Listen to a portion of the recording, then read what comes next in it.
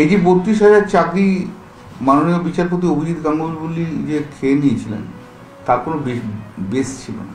তখন আমি প্রথম ওই অ্যাপিল করেছিলাম, অ্যাপিলে আর্গুমেন্ট করেছিলাম এবং বোর্ড করেছিল, আর আরেকজন ছিল জয়দীপ, তিনজনে মিলে লড়েছিল।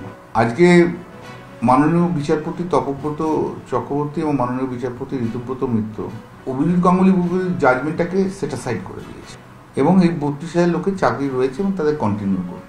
সিঙ্গেল বেঞ্চ যে বলেছিল করাপশন হয়েছে, সেখানে করাপশনের কোনো প্রমাণ এখানে দেখাতে পারেনি কেউ। ২ নম্বর হয়েছে যা যা প্রিডিং ছিল সেই প্রিডিংয়ের বাইরে চলে গেছে। ৩ নম্বর বলেছে ৯ বছর ধরে এরা চাকরি করছে, তাদের চাকরি কেড়ে নেওয়াটা কোনো একটা অভিযোগের ভিত্তিতে এটা হবে ইনইকুইটিয়াস।